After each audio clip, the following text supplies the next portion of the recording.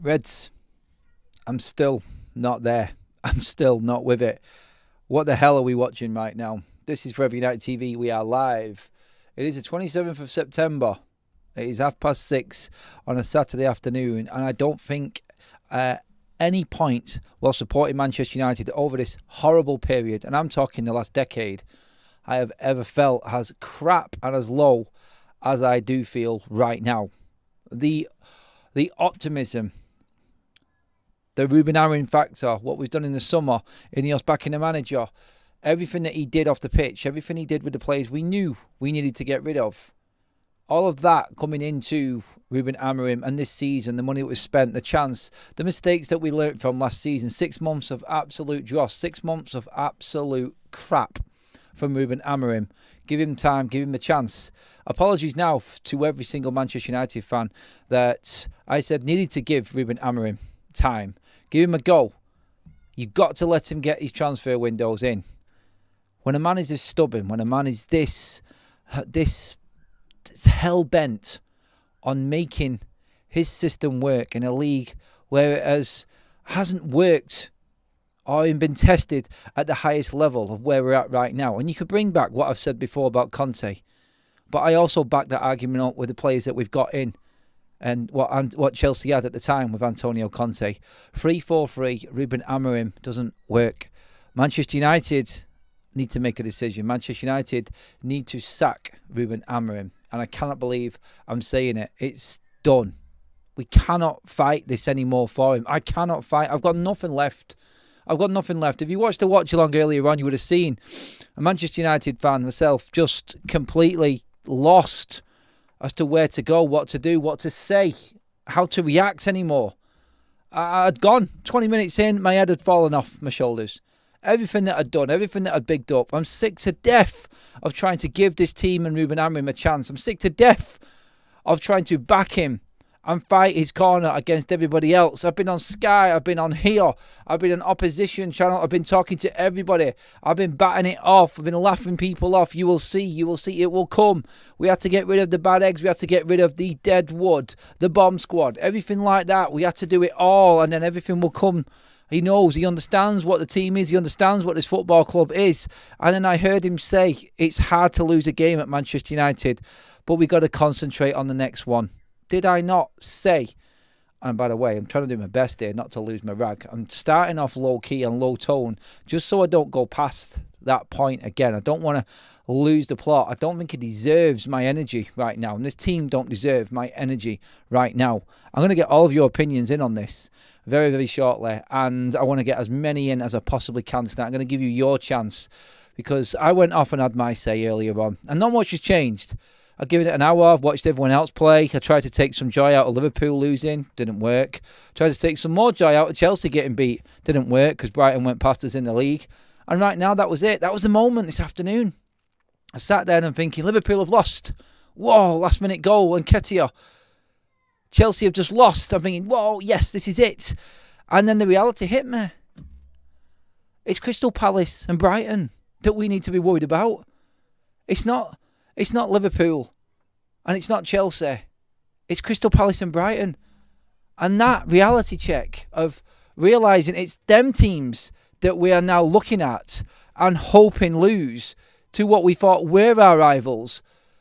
And that reality has hit harder than anything. That is the ultimate kick in the balls for all Manchester United fans. And for me, the most optimistic Manchester United fan of all, and I think I am, out of all of the other Man United fans and other content creators, I do believe that.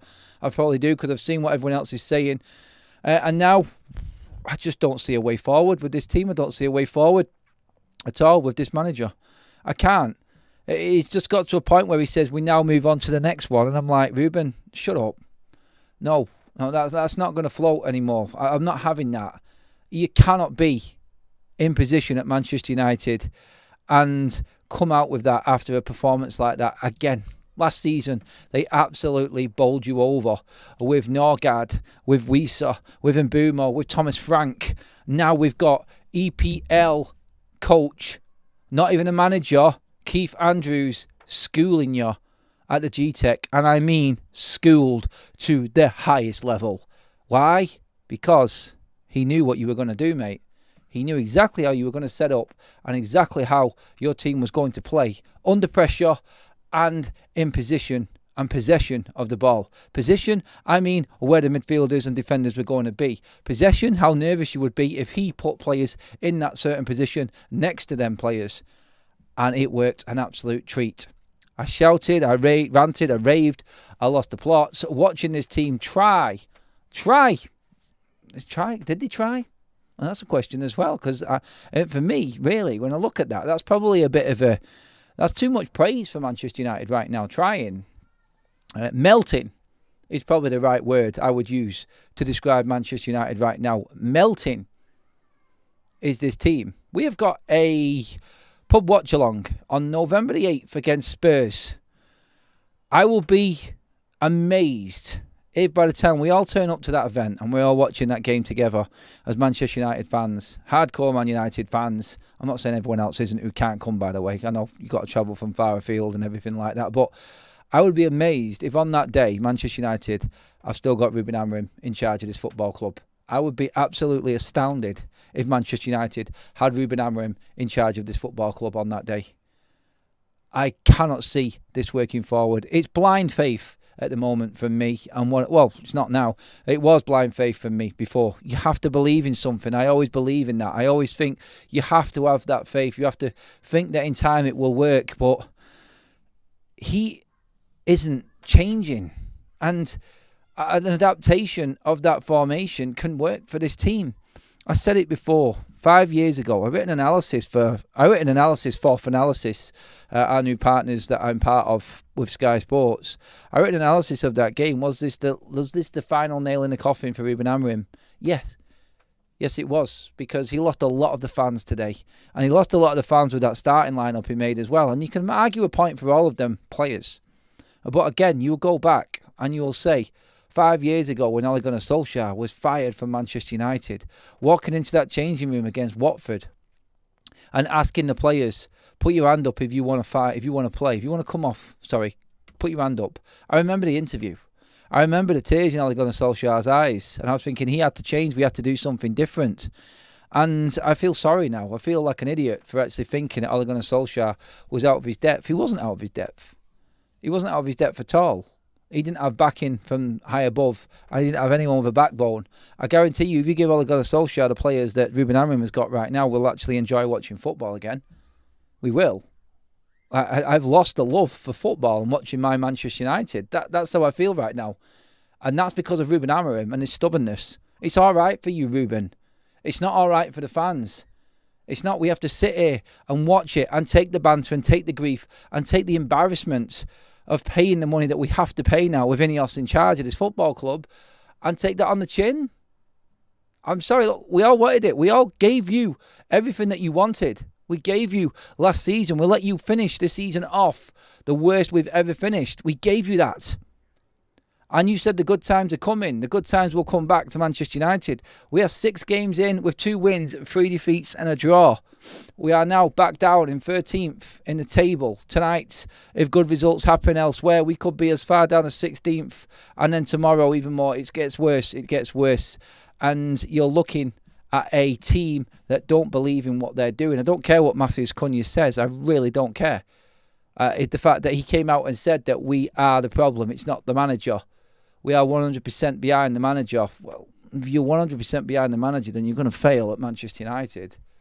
Because right now, I'm seeing players that were absolutely kicking ass last season, and I mean seriously kicking ass last season, sink to all new levels. They don't know what they're doing for him. And it's not acceptable. And it's all right to have changed your mind. It's all right to have thought that Ruben was the right man and back him.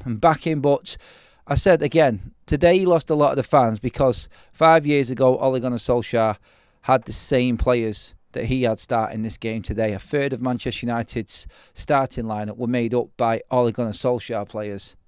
That's a disgrace. That is a disgrace. If Harry Maguire, Diogo Dalot, Luke Shaw and Bruno Fernandes. Bruno, I will make an exception for and give you my thoughts on Bruno in a minute. But he's still part of that old guard if they see through their third manager, Luke Shaw's seen over more, by the way. Luke Shaw has seen over another 2 managers past this one as well. This will be Luke Shaw's 5th permanent manager at Manchester United, and he's still here. I don't care how nice he is off camera. I don't care anymore. Honestly, I've got no sympathy at all for anyone at Manchester United. Not one shred of sympathy for anyone at that football club. And them players still being here at this football club now. And we were talking the other day about Harry Maguire getting a contract extension. I made a point in saying big clubs like Chelsea. How am I saying a big club like Chelsea right now? Why am I even saying big club like Chelsea? Because they didn't renew Thiago Silva's contract. They moved on. They started again. And yeah, right now, not looking great for Chelsea. Chalobah and Tosin as your centre-backs, they should have bought more. They spent money in the wrong areas. That's their fault. But they didn't cling on to old rubbish, did they? They didn't cling on just because he has the right mental attitude. Sometimes a player just is not good enough. And you let that player go. Bruno Fernandes, like I just said there quickly, wanted to just actually make an exception for Bruno Fernandes. He has been the most consistent performer and most reliable player for putting up numbers for Manchester United for years now. And I'm sorry, Bruno Fernandes is the prime example of how a system is not working. If that performer in Bruno Fernandes and that player is hitting the lows that he is hitting right now, it is the perfect example of how wrong your system is.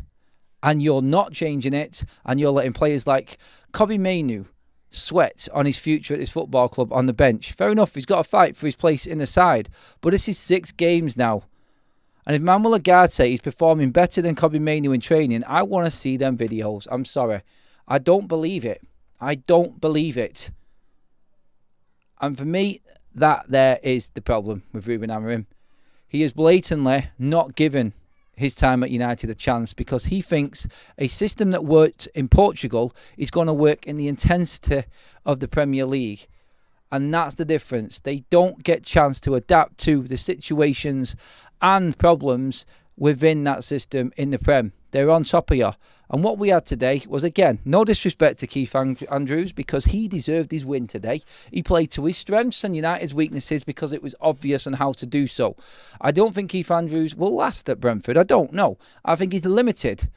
But all he did today was get his team to work harder, fight harder, tackle harder and run harder than Manchester United. Basics of football. And if the basics of football are ripping your system to bits like Brentford's was today, it's time to give up. It's time to give up on the system. But we all know as Man United fans, he's not going to do that. And that, for me, is why Ruben Amorim is done at Manchester United. And I haven't got a problem saying it because I know against Sunderland, he'll come back, we'll have Dalot and Maguire running on the pitch. Come on, pumping the crowd up and scraping a win against Sunderland, walking around lap of honour like we've just got the job done. I said last Saturday against Chelsea, and this was worrying for me. I said last Saturday against Chelsea, why is it so hard to win games? Why does every single win seem like it's a cup final for this team? It does. We celebrated the win against Chelsea like we'd just won the bleeding league. And I mentioned that in my vlog and I remember it. I said to you before Chelsea, and this is how much I know this team, and Ruben needed to change something and this team needed to convince me today. I said before Chelsea, we will win 2-1. You can rewind the videos. And I said before this game, United will lose 3-1 to Brentford. I'm not trying to big myself up or saying that I got these scores right. I got the scores right. But I knew this was going to happen. I knew it. I said it, and this is why I was saying it. Prove to me today that you are going to be able to handle this system of Ruben Amorim's. And I'm saying this to the players because I know Ruben's not going to change. Because Ruben's not going to change, I want to see something more from these players. I want to see this team under Ruben in this system make me feel like an idiot. But I was confident that they wouldn't. And people were having a go at me, saying you need to be upbeat, you need to give this team a chance, you need to be a little bit more optimistic and positive. And I tried to be positive. You heard me all week. Did I think we could do it? Yes, of course. I thought we could do it. I was really looking forward to seeing Sesko and Bumo and Cunha on the pitch together. But if Ruben's not going to change and you're playing players like Dalot, I said it at the start. I said it, if you're going to play Dalot, expect to get what you get. And you got everything you deserve today, Ruben. And you're going to have to live with that now. I know you're short on numbers, but you know what you do? You know what you do? You do something simple. Change. Could you have played, and it's just a thought, instead of playing Dalot, could you have played, for instance, Dorgu at right back, Luke Shaw at left back, and then 2 centre-backs? Have 4 at the back. Could you have played Agate, Bruno, and Mainu in a free in midfield?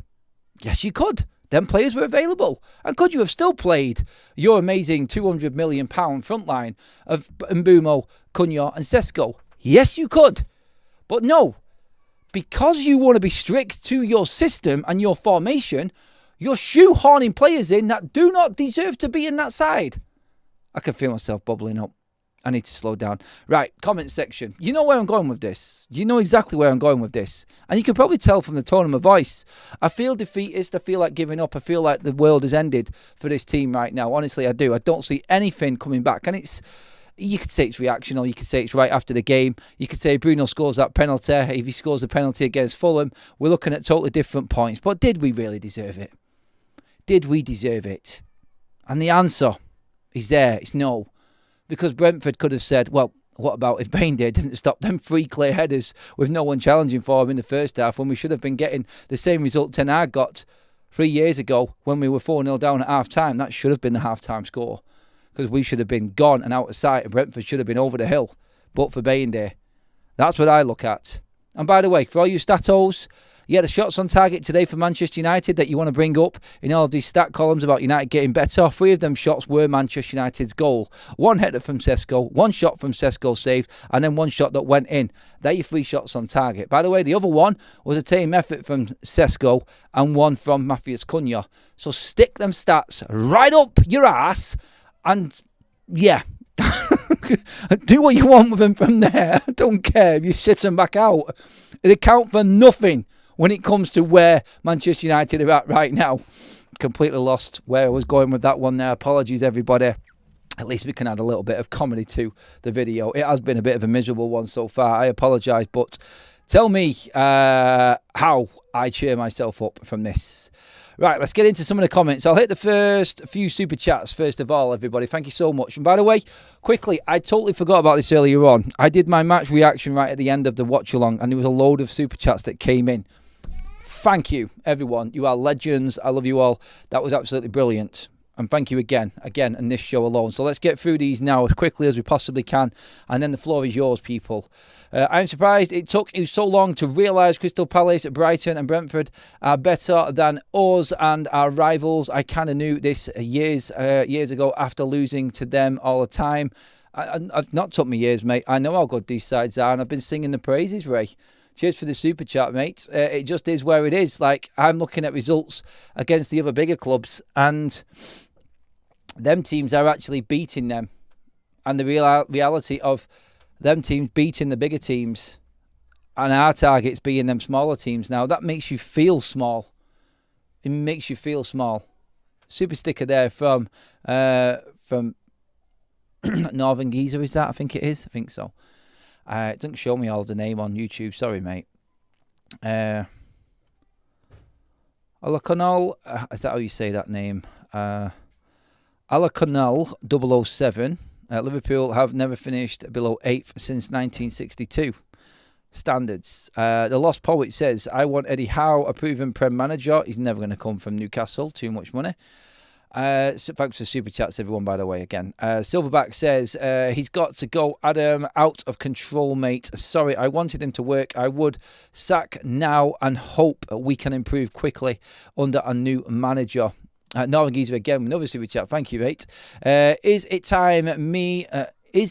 just me, or have you ever seen substitutions before a penalty? And you have to pay a £5 to get a super chat in. You shouldn't do, mate. A lot of people just put little amounts in. That shouldn't be the case.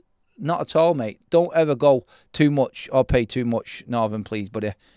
I am going to get through the other comments as well, everybody, as well now. I was sceptical in December 2024. Bilbao finished my belief. Chelsea didn't give me any hope, but it's down to Ineos, says Graham. I think that pretty much tells you exactly. And Graham will always back certain managers and things. It's done. We are less than the sum of our parts. Simple, says Ant. Graham with another super chat in there as well. Thank you, Graham. Says players under previous regimes were retained because the club were forced to let 410s go. 410s go, irrespective of what you think about them. Amorim should be getting more out of them. Sorry, Graham, mate. No, I disagree completely with that. They should have gone before we even got to Ruben Amorim, mate. That's the point we're trying to make. That's the point. And the fact that Ruben is using them ahead of signings that he has made at this football club tells you everything you need to know. Like, how can a manager think that the signings he's made, and this is where I actually tend to think that maybe in a positive way out of all of this, these are not Ruben Amorim signings, and these are signings that other managers are going to use as well. They have to be. Super chat in from Wadi. Just got retracted. Sorry about that. I don't know what happened there. But thank you for the super chats. Let's get some more comments in on this. Pile in with this, everybody. We have a poll running right now as well, which is quite an obvious one. Should United sack Ruben Amorim? 80% of nearly 1,000 votes have said yes. This has been the same on most panels and polls that I've seen now. There is a majority saying he's done. Brentford sold their star player, yet Amorim, Manchester United cannot beat them.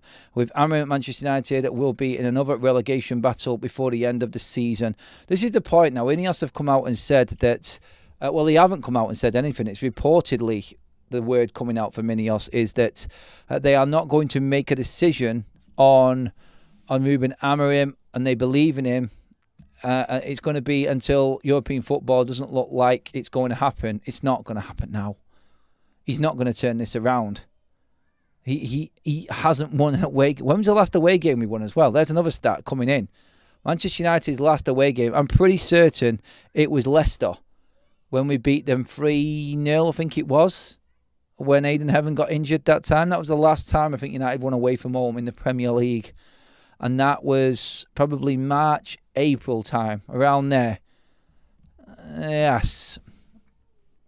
Maybe. I think that was what it was. I can't think of any other win because like his record was absolutely appalling, to be honest, before that. No, there isn't. There is no away win.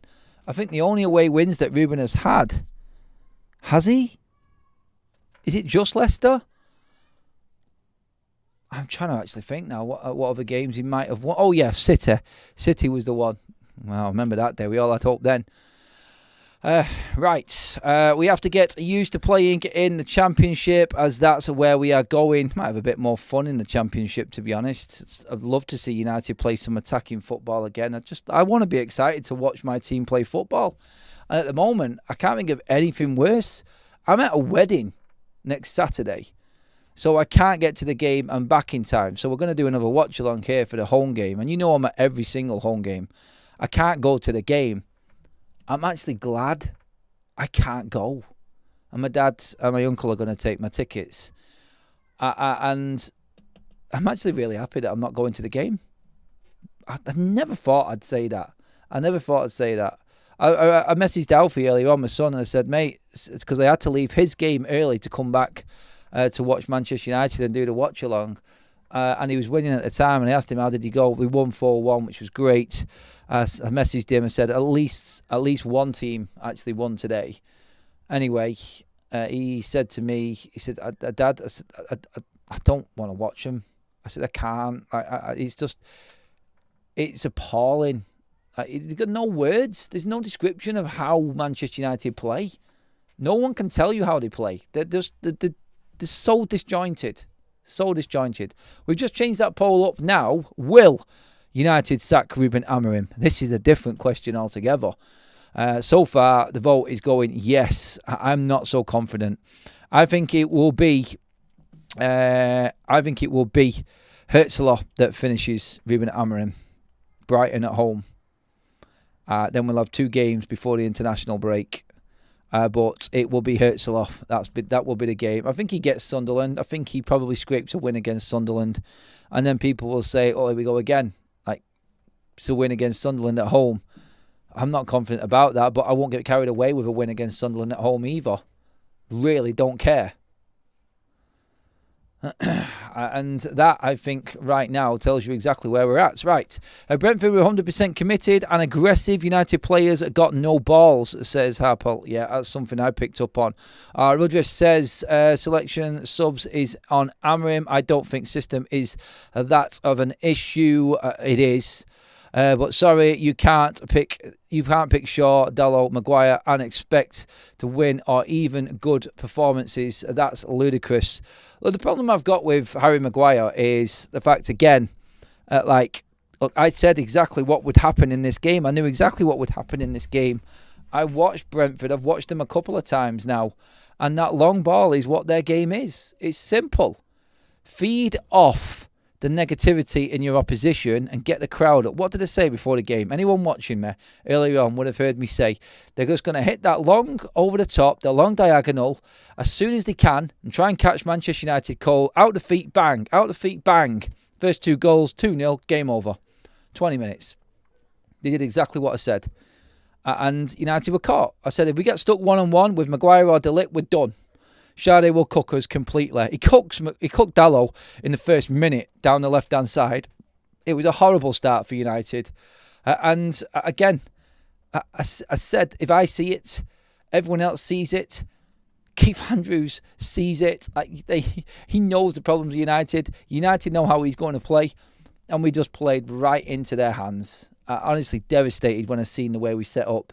I tried to make a case for the players that he picked. I thought he would do what he did. Our team wasn't the same as what Ruben picked. I would have gone with Yoro, the more athletic centre-back. I understand the aerial threat, but Maguire and De Ligt were getting battered anyway in there. They didn't get near any of them headers that caused Baynder to be scrambling everywhere to keep us in the game. They didn't win one header. They were found wanting completely. De Ligt, Maguire and Luke Shaw were pathetic in that game. They really was. And they didn't mix it up. It was the slowest centre-back partnerships that you could have. And then you put Dalot there, who's not fit, who's really going to come and chase back and help out on that side. It just looks all wrong. Any manager with any credit would have looked at the team he had there and gone, do you know what, today we need to change it. The players that we've got available, we cannot play this system. We cannot play this formation. Let's change it. Because automatically you would have got your best players in and they would have thrived in that formation. Brentford actually went 3 up top because they knew how United were going to play. And that's embarrassing. That is really embarrassing. Right, Kieran says, Maguire sabotaged by playing attackers onside. Bruno missing penalties. No simple passes. Give the ball away. And Mainu did his part today too. I saw what he did. Look, Mainu didn't come on and cover himself in any glory at all. He looks dejected. He looks flat. There's something needs to happen before Manchester United end up in the relegation fight. And there's no one in this league that can't beat Manchester United. Honestly, going to Old Trafford, paying the prices we're paying to fight relegation, come on, let's be serious now. That's not on. That isn't on. Right, I've got quite a few more comments coming in. I'm going to get through as much of these as I possibly can, as quick as I can now. Trying to bring people in who was in the watch along with me earlier on as well. Look, again, I don't like to be writing what I said earlier on, but I knew what was coming. I knew exactly what was coming with this game. Will they sack Ruben Amorim? Question mark, says Graham. Yes, because they have agreed targets that can't be met. Now, this is, again, the decision that needs to be made. The problem we've got is, and you could say it's not a problem, but who comes in next? I'm going to go through that in just a moment. Diabolical Billy says, Amorim never changes formation, never will. Teams leaking more goals than asylum seekers hitting the border. I won't go into that, but and keeper must have caught the Anana virus. Can't stop a beach ball in the phone box. Again, no lemons. People will pick up on Baynder. What was he doing with that last goal? Could he have got a stronger hand to the rebound for the second goal? he kept us in it for the majority of the game. I got to give him his credit. He made some good saves, Bayern did. But again, honestly, I don't like his kicking. I don't think he's comfortable with that. And unless United are playing at Old Trafford, these players are just not comfortable. They're not. We're going to lose every single away game. And again, like I said before, when United concede the first goal, we lose. Every single game we have lost when we've gone behind in a game. Arsenal, Grimsby, City, and Brentford.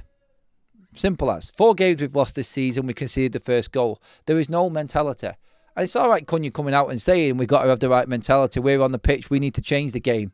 We need to be mentally strong and we have to change the game on the pitch. No. No, it's not like that. We should be comfortable in what we're doing from the get-go. And clearly at the get-go, we were all at sea because Brentford played some old-school football on us.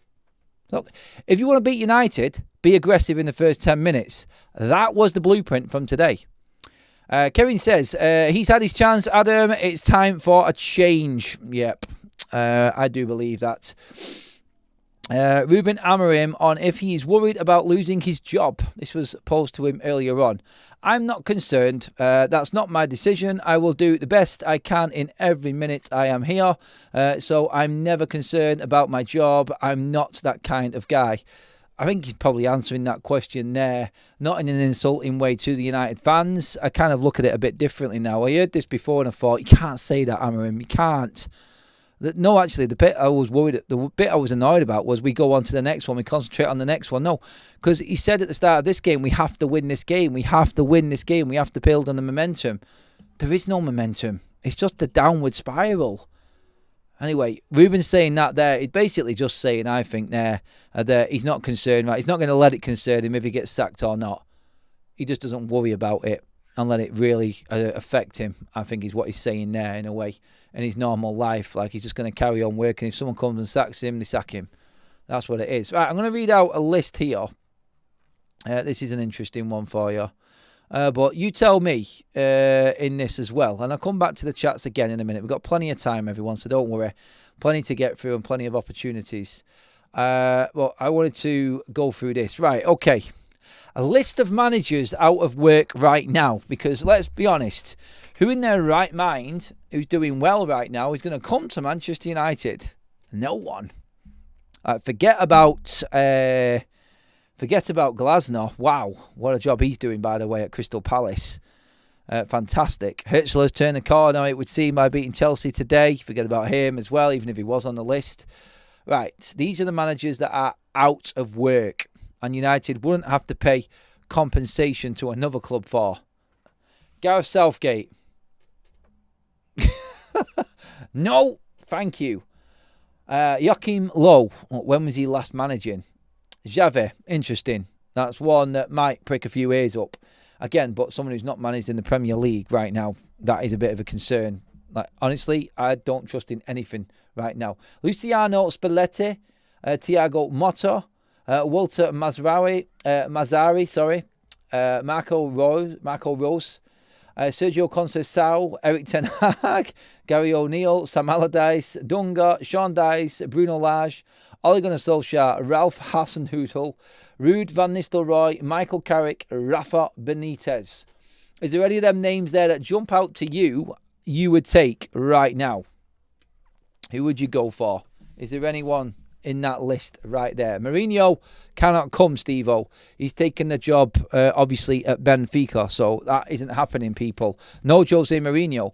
But any of them names, I'll read them out one more time for you. Gareth Southgate, Joachim Low, Xavi, Luciano Spalletti, Thiago Motta, Walter Mazzari, Marco Rose, Sergio Conceição, Eric Ten Hag, Gary O'Neill, Sam Allardyce, Dunga, Sean Dyche, Bruno Lage, Ole Gunnar Solskjaer, Ralph Hasenhüttl, Ruud van Nistelrooy, Michael Carrick, Rafael Benitez. There's a couple of names that jump out at me for obvious reasons there, and they are interim managers only. Apart from maybe Xavi being one manager that might actually fancy trying to turn Manchester United around. I honestly don't think we've got the players for a Xavi-style football. I don't. Not Rafa Benitez either. I can't believe Kaz has just said that. Did you just say Rafa Benitez, Kaz? No, we cannot take a Liverpool manager. That's just against the rules. That's not allowed. Is there anyone else there? Get into the comment section, everybody, and let me know who you would go for. Xavi, Rio. Who wants Rio? No chance. Rude, he's the man. Van Nistelrooy coming back. You look at the interim manager possibilities. Van Nistelrooy, Carrick, Solskjaer. Carrick's got a unbeaten record at Manchester United. So too has Ruud van Nistelrooy. Ole Gunnar Solskjaer would jump at the opportunity to come back to Manchester United. If anything, if Ole Gunnar Solskjaer came back, he would actually get some joy back into the Manchester United fans again. He would play a very, very simple system that they'd be able to understand, that Manchester United would be able to use in the majority of games, because we're fighting relegation. Counter-attacking football. In all of them managers there, none of them, apart from potentially Xavi, are long-term managers, in my opinion. Don't think there's anyone on that list that is capable of taking Manchester United back. Can they do a job this season? Maybe. Kaz would actually take Benitez. Is there anyone else who would take Benitez, by the way? I'm talking about that list of players, list of managers, everyone. I'd go back to Erik ten Hag. That's how bad Amorim is, and I couldn't stand Erik ten Hag. That's Carl giving completely up on on Ruben Amorim to go that low. No chance I would go back to that guy at all. But I'm just embarrassed. I'm embarrassed by being in this position again as a Manchester United fan, and I don't know. I don't know who is capable there of dealing with this actual team. That's the worry I've got. Please pop a like on the video as well, everybody. Give me your thoughts on everything. Ruben Amorim again has come out and said he feels safe in his job right now. He's not worried about it. I think he's more to the point. Premier League 2, it says with a super chat, why can't the board sack him now? Any idea? They can sack him now if they want. Of course they can sack him now. It's up to them, but they'll have to pay a lot of compensation. Is it worth it? I think a lot of people have looked at the potential of what sacking Ruben Amorim is to not sacking him right now. What are Manchester United potentially going to get if they move 10 places up the league? It's not much to ask, is it? Maybe to get into the top 6. And then that would earn Manchester United a shed load of money. In fact, double of what we would have to pay in compensation to Ruben Amorim right now to sack him. So if you're going to make a decision, make it now. That's what I say. Because the next 2 games are not going to change. They're not going to change. Mike Hill has just renewed his membership. Thank you, Mike. I think the reason that we failed for so long is we have had the wrong players with a wrong manager every time. We need a 4-3-3 guy, and now we have what we have. The formation 4-3-3 is so simple to use for Manchester United and the team we've got right now, and I think it would work with what we've got. At a point, you have to look at the players you've got and say, can you make that player any better? If not, you have to work around it while the transfer window opens and make it happen. Put double players in that area. Man United's midfield is as weak as piss, honestly. It is. And it's dissected by every single manager. If you simply put 3 midfielders in there, it solves the problem. Wayne Rooney was talking to Makaleli about it. You cannot play 2 players in there. I said at the start of the game today, before we kicked off, look, Keith Andrews would have looked at the way that Agate and Bruno Fernandes were found completely wanting by Manchester City. 2 men in midfield in the Premier League that are not used to playing in that system are going to die, and Ruben won't change it. He's going to go back and he's going to work on this system again. Where was Matthias de Ligt stepping forward today? He didn't do it once. All game. And that, again, it's like, why is that happening against Chelsea at home but not happening away? Why have we not got the balls to actually do that? It was simple. You dissect Manchester United by overloading the front, because that defence is isolated because there's no midfield in front of it. And when you've got an attacking midfield in front, as soon as Keith Andrews seen Bruno Fernandes in that starting lineup and Manuel Agate, It was on Agate, foul, foul, foul, free kicks, free kicks. The amount that Agate gives away in a game, they know you're going to create chances off it, and it pins them back. It pins United back and the opposition back. They did this against Chelsea last home game. I watched the game. It's a simple tactic that plays to the strengths of that team because that team is not technically gifted. No disrespect. And it completely blew us off the park today because of the tactics. You look to the manager, you look to the coaches in your time of need. And if they're not putting up anything, if they're not doing anything, then you give up as a player. There's nothing that you can do. The manager earns his corner at half time. It was the most pitiful start to a second half being behind that I've ever seen. I said it in game when Sesko scored that goal. Yes, Sesko scored. Fantastic. But did anybody feel like we were going to go on and score another goal? You just knew that was it. You knew it as a fan. All right, let's get some more comments in. Super chat in from Forster says, Henderson bossing our midfield in 2025. Get Glasner now, and no chance that we get him. Why would he when he's second in the league with Crystal Palace right now? Honestly, what manager is going to take the United job right now? This is it. 4-3-3 is the future, so we shouldn't be building a structure around the 3-5-2 anyway. Or will Amorim get the Sunderland game, says Kenner. I think he will. 5-man defence. Couldn't believe it. Again, 5 defenders concede 3 goals. Second away game in a row. How does that happen? Shape, system, formation. Simple. This is the problem. This is what people have got an issue with Ruben Amorim. Chris says, through senior players can't play any formation for F's sake. Thrive, been here for 4 managers, and yet most of you think there's some magical manager out there. There isn't a magical manager out there, but there's someone that will accept that you cannot be as stubborn with one formation as Ruben Amorim is. This is the problem. I would still be behind him if he was adapting his system and trying to do things. You could look at the players and then say, look, he's give you what you want. But he's not. He is saying no to that. And so he is at fault. It's his fault that Bruno is shit. It's his fault that Manuel Ugarte is isolated. It's his fault because he keeps changing the backline so much. It's his fault that he plays Dalot in a team that...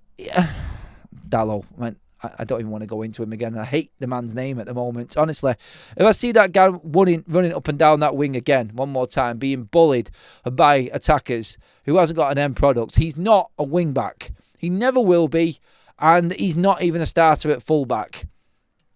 He doesn't start for his country anymore because they've seen through him as well. He's regressed, and unfortunately, the hope I had for Dalot has completely gone now. He is not good enough.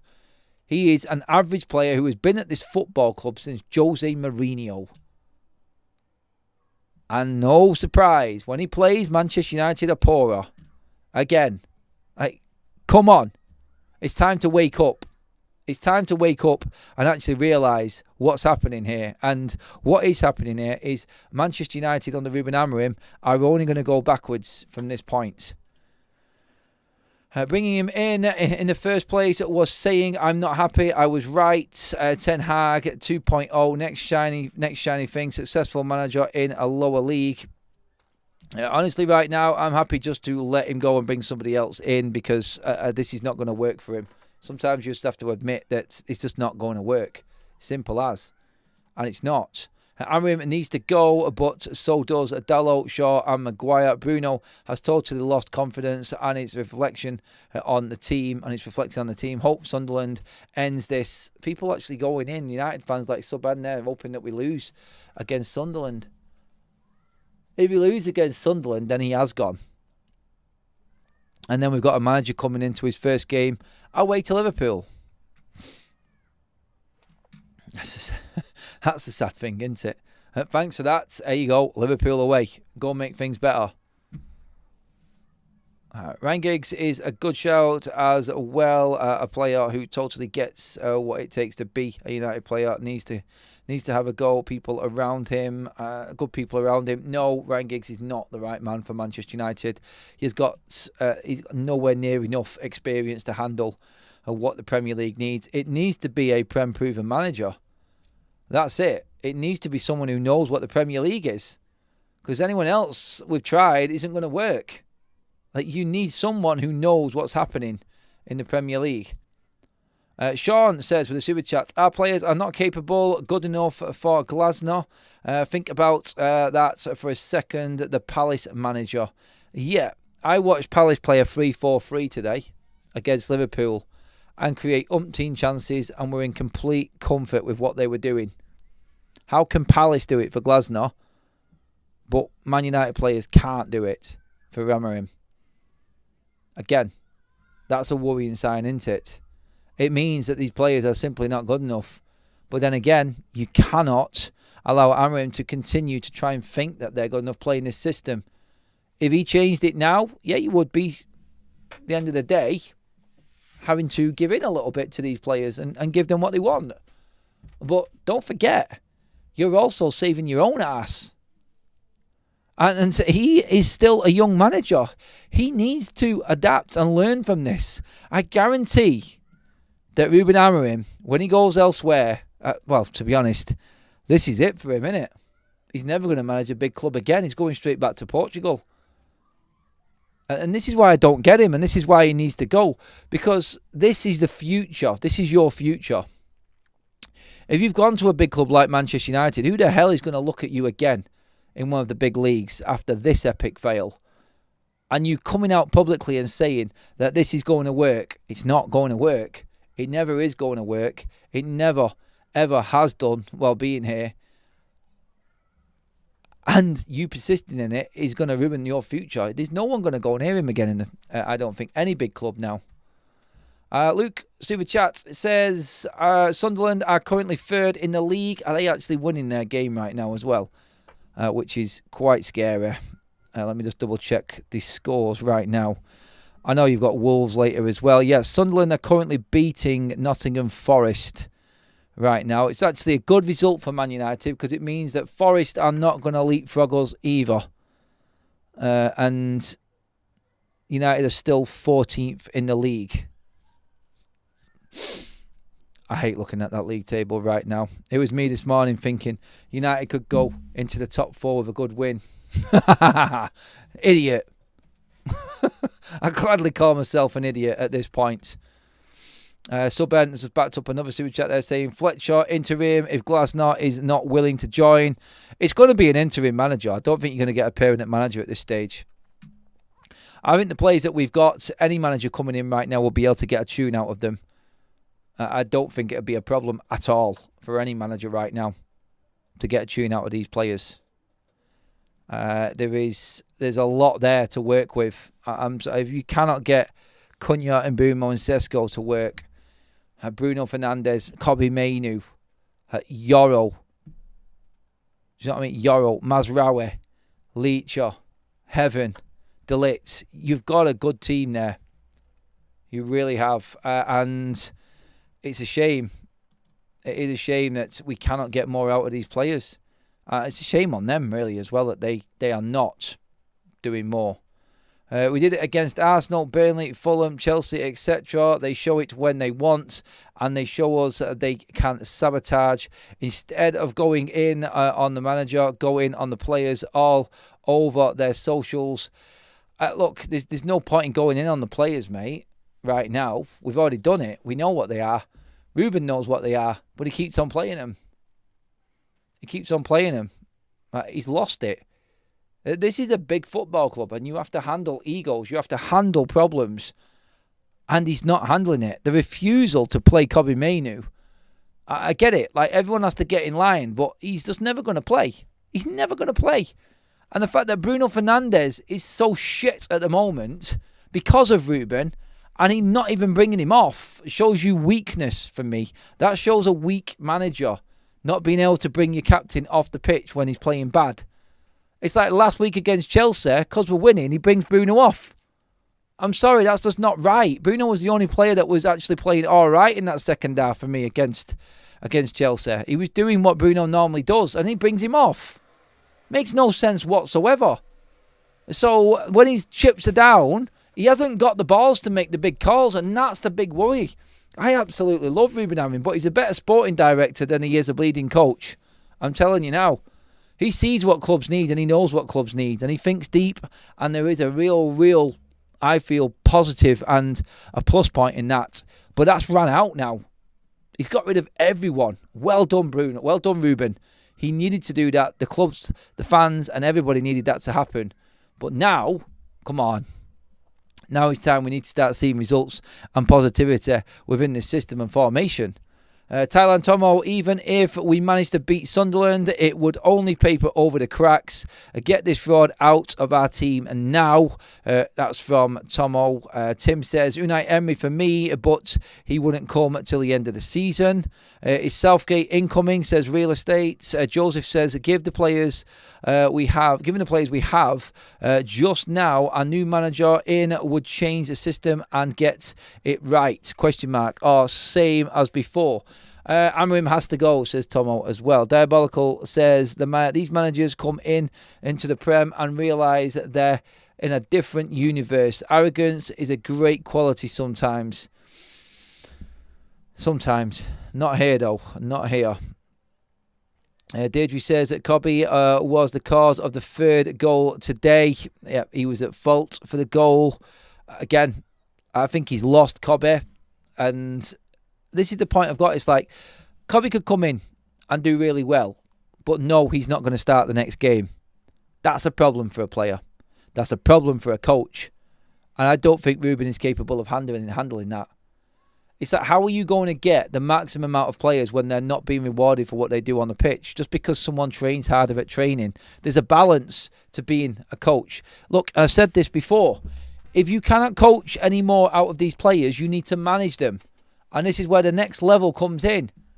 So Alex Ferguson didn't coach players. He managed them and brought in the coaches. His message isn't getting across. You cannot make these players better than what they are. They don't understand the system. Okay, so what do you do now? You manage it. And by managing it, you change it. You change the shape. You do everything you possibly can to make it work. To survive. For God's sake, survive. Because that's where he's at right now. He's in full-on survival mode. And you know what? His life raft has just got a punch off. And that's how quickly he's sinking right now. And there's no one for Miles to bail him out. Because I don't think these players are going to bail him out either. Give Bruno the rest of the week to get him ready for the international duty. Amorim is lost fans. I've had it with him. He gives no confidence, and he can't handle this situation. Just a quick one to finish off with, and Babs picked up on this. Kaz said the same thing to me as well. I have really had enough of what he does as well, but there's a look that you need to have as well. When you're on the bench or when you're managing Manchester United, looking down at the ground, shaking your head 5 minutes into a game, that doesn't look good. And that shouts out desperate and not got a clue what you're doing. He just looks like he's lost on the bench constantly. And that's a problem. That is a massive problem. Thank you, everybody, for all of the super chats. Sean, again, with one. Love the channel, but he got to go, and now it's done, says Sean. I know. Sadly. Again, thank you for all the super chats earlier on as well. I guarantee you this. By the time Manchester United play Spurs on the 8th of November, and I'm only mentioning this simply because we are doing a live ticketed watch-along, ticket-only watch-along in a pub in Manchester, in Worsley. And I want to get as many people there as I possibly can. I'm going to drop that link in the live chat right now for you all, so you've got it. I'm going to pin it right up there at the top of the chat. And there it is. Grab your tickets now there on that link, everybody. If you want to come along and join me, Kaz, and all the other subscribers that have already bought tickets, we're live in the pub watching United v Spurs. I'm going to say this now. Ruben will not be managing in that game. There is no way he will be Manchester United manager by that Spurs game. Grab your tickets now for that game. I'm not saying buy the tickets because Ruben's gone. That sounds fully mean. I'm just making a prediction on that. But we've seen this movie before. We've been talking about it forever and a day. It's a respite for Ruben Amorim from last week, and that's gone again. He's got a full week of negativity coming his way now. And he's ruined all Man United fans' weekends yet again. And God help them Man United fans that are on the way back up to Manchester right now and what they're talking about. Feel sorry for them as well. No leader on the pitch. None, says Ant. Lost. And apparently, the experienced players at the back are supposed to be the ones that are carrying the fight for him. And his leadership squad. Tell me out of that leadership crew. Dalot, Bruno, Shaw, Maguire. All part of it. Tell me you stood up today on the pitch. Yep, there's your answer. And that is our show, everybody. Thank you so much for being part of it. Cheers for all of the super chats. Again, everybody, you are absolutely immense. Please pop a like on the video and hit that subscribe button, everybody. They are the free things on YouTube that you can do that help the channel out so much. Thank you again if you have done already. Lots of you are watching and not subscribed. Please do hit that subscribe button and help build the channel. Join this journey and be on it with us. And more importantly, get down to the pub. At least next time this happens, we can all get bladdered together if United have another drab performance, eh? That's our next early kickoff, and we're doing the pub watch along for it. So come and have a drink with me, and we can all have a chat afterwards instead of talking on here live. That's what I want, and that's what's happening, everybody. Thanks for watching. I'll see you all in the morning, bright and early, 8 o'clock. Let's see what the aftermath of tonight brings. Maybe some fresh thoughts going in, having slept on it.